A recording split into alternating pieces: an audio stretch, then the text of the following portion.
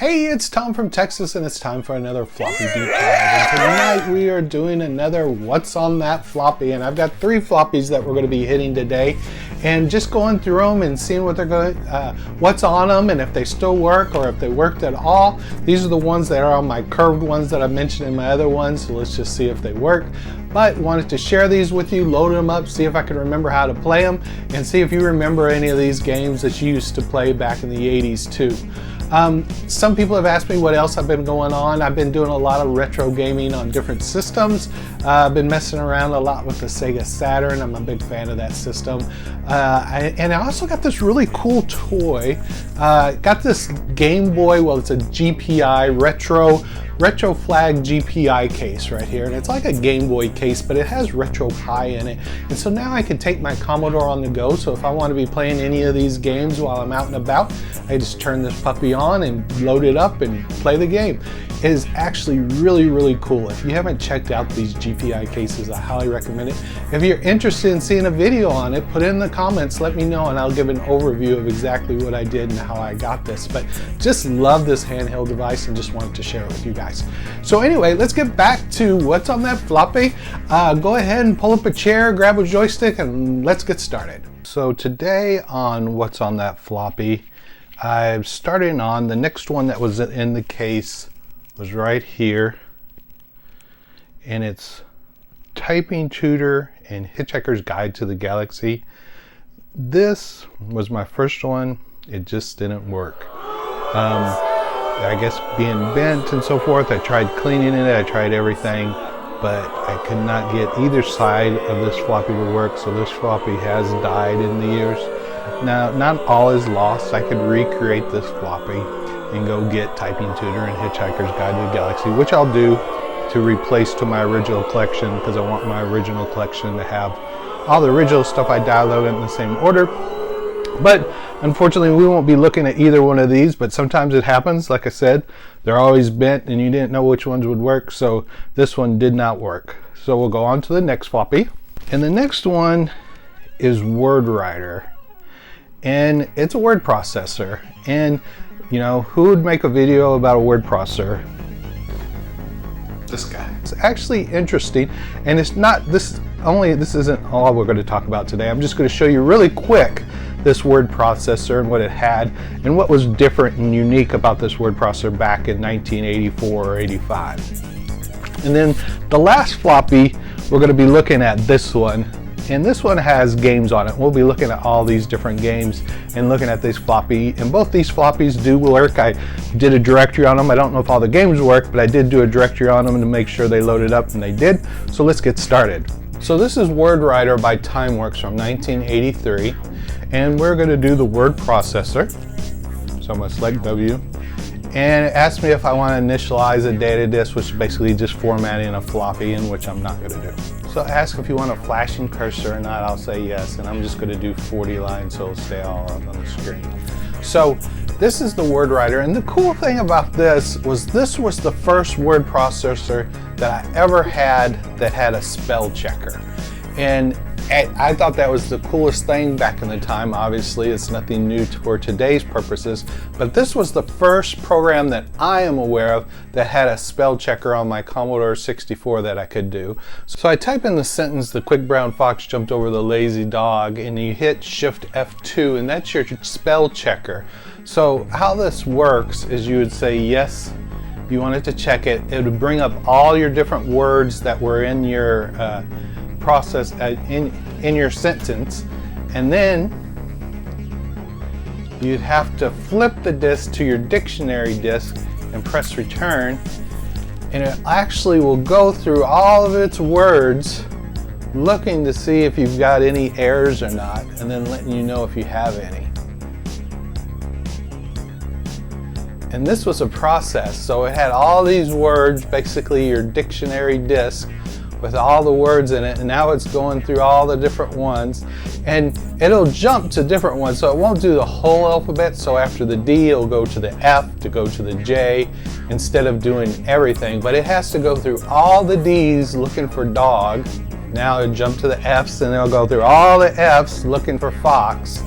So if it found something, it would highlight it, bring it back if they didn't find it in your dictionary, and that would be your word checker to be able to do it. So that's how they actually did spell checkers back in the day, to make sure that you were spelling your words right. And I did use this for school, writing up papers and so forth.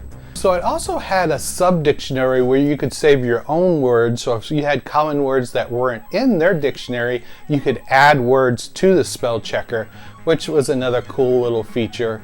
But again, it's so common today we don't even think about it. But back in the 80s, this was the only way that I was aware of, and the only program that I was aware of that could do spell checking of your paper that you're writing. So now we're going to jump into the next floppy and what's on this floppy. And there's 8 different games on this floppy, front and back, and we're going to look at both of them. Yep, it's still curved, but this one works, so we're going to put it in here and load up these games and check them out. I'll show you a directory of this first front side of the floppy. We got Master Wrestling, Rock and Wrestle, Street Machine, and Hangman. So let's see what Master Wrestling is. Load that up and see if it works.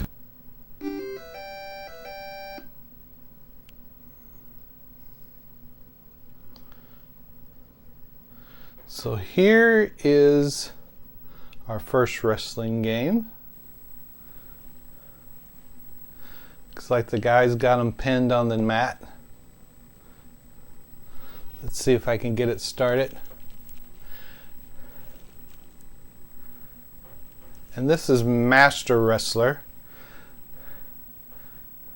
Title screen didn't look that great on there.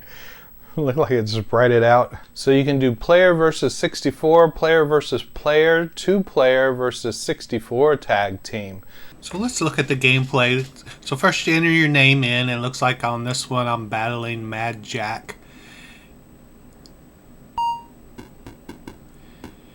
And if you look at on the internet and try to find out information about Master Wrestling, about all that's out there is that it came out in 1984. But there's really not a lot of information about it. If anyone has the box or the original of it, I would love to see it, because there's just, like I said, not much out there to even show besides just screenshots of this game here. And there's different moves that you could do with the joystick, running around and pushing it different directions, make you do different things. And to me, it was a lot of push and trying to just figure out what different things I could do. There's also something really weird with this game where a guy would roll out in a wheelchair, and I don't know, here he comes, that comes out in the wheelchair when you're doing certain things, and I'm really not sure what that is, and then he's going back out again. But just kind of odd little game. So it's just an interesting little wrestling game. If you're huge into wrestling, you might be something that you liked, but I just say this game was just it was okay. All right, let's go on to the next game. So next we're going to look at Rock and Wrestle, which I really liked Rock and Wrestle back in the day. So next we're going to be looking at Rock and Wrestle. And Rock and Wrestle actually, in my opinion, was one of my favorite wrestling games. So it was released in 1985, and it came out, I believe, on the ZX Spectrum, the Amstrad, and of course the Commodore 64. And then in 1986, they re-released it, and they called it Bop and Wrestle instead of Rock and Wrestle. So if you have any confusion on which is which in this game. And I loved it. I think I had different versions of different ones, and this one I think was my first one that I got. And I didn't like this one because when you were down on the ground and when you would get up, it would sprite out. And then, see right there where it looks like everything's just blocks and so forth. So I'm fighting this guy with his witch hat on, and he's jumping off the ropes and slamming down on me. You know, looks cool, he got it, but I just hate it when they were down on the ground and they would sprite out like that. And they had a lot of different wrestlers. Like I said, enjoyed it, just wanted to give you a quick look of it, of what it looks like. You could play with it on the joystick. If you do the keyboard commands, you could do keyboard commands like I was doing here, which I wasn't doing very successfully. And basically much better than that first wrestling game. Like I said, I like this one. I liked it, and I'll come across it in my collection again, probably as Bop and Wrestle. I think I do have the Bop and Rustle also, but I don't think it has that same air when they're getting up off the mat that it all sprites out like this one does when I got this cracked copy. So just wanted to show it to you. I give this one a thumbs up, and let's go on now to the next game. So next I'm going to be looking at Street Machine. So here's Street Machine. Looks like it came out in 1986. These cars look a lot different than the Lamborghini intro screen. Let's see what we got here. So we got some IndyCar racing going on. Let's see, select a car number. Select a car number, I'll be red. So this is an interesting little racer. I don't like games that shake like this does when you're racing and the screen goes up and down. I don't know how anyone ever thought that was acceptable, because it you know, even though you can play the game, it's just crazy how jumpy it is up and down. IndyCar racing, you know, going through, every time you hit, you're doing a little bit of damage, and when there is another screen, if you crash, you have potential to save your car and fix all these issues, and there's a time limit of how much you can do to actually get it resolved, like the percentage of it, and so it's counting down while you fix, like there's like 100 things on this screen that you need to fix, which is just ridiculous and impossible to get everything back in place to go. So if you crash this game, it's pretty much basically over. It was okay, not the greatest racing game. I give it a C, but just wanted to show it. I can't say I played this one much at all when I was a kid. Might have tried it out a few times, but not something that I definitely went back to many times over and over again. But again, if you like racers, you might check this one out. So the last program on here is Hangman, and I believe it's just the game you'd play in elementary school of Hangman, I'd guess. So here's your nice little Hangman. Word has 6 letters. Interesting that you use hanging. I don't think they do that anymore. Do they play Hangman in school anymore? But to guess the different letters, just like you would expected in a Hangman game, and try to figure out what the word is before your guy dies because he's hanged. And it looks like I'm fixing to die here, and I did, and I got a sad face, so turn blue. So that's Hangman, just like you would expect. Now let's look at what's on the back side of this floppy, and the first one is one of my all-time favorite games, Paradroid. So I'm going to load that one up. I've used this floppy disk quite a bit back when I was a kid, because like I said, Paradroid was one of my go-to games. Anytime I was not sure what to play, I would load up Paradroid, and it was freaking awesome.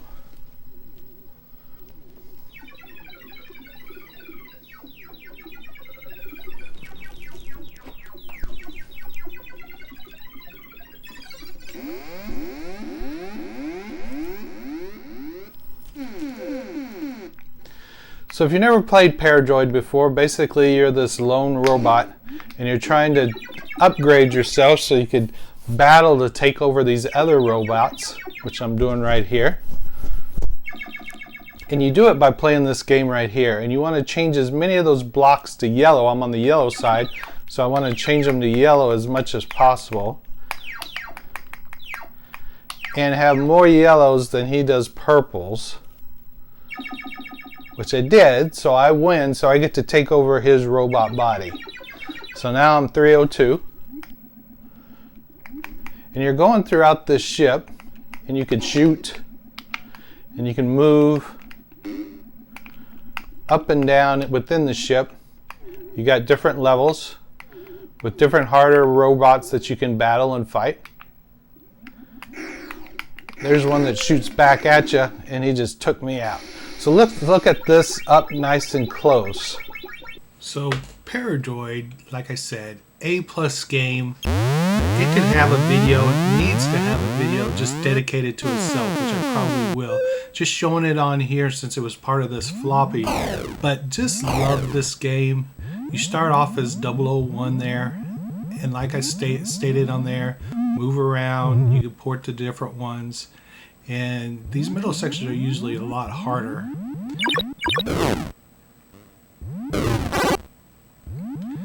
Just brilliant gameplay. that right there, it heals you when you're on there. And there's some guys shooting back. Like I said, this is a harder level that I jumped in just because I wanted to just show you guys a little bit. I'm not really trying to do the long play here or anything, but just kind of give you an overview up close. This is up close to the capture. So this is like the mini game within the game when you're trying to take over these other robots.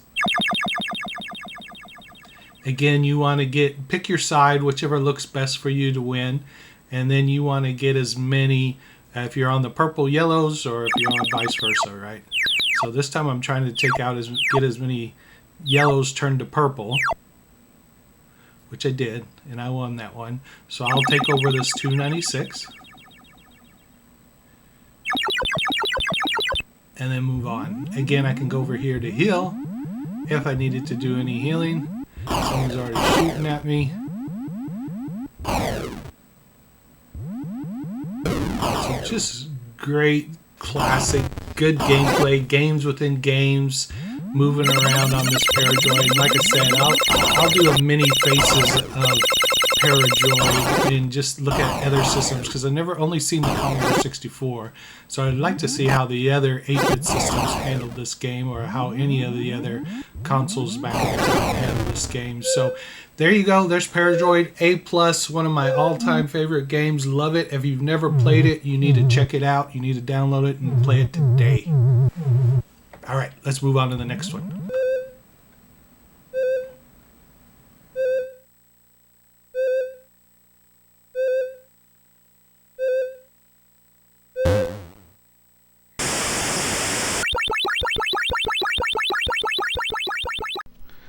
So the next game on this floppy is something called Shadowfire.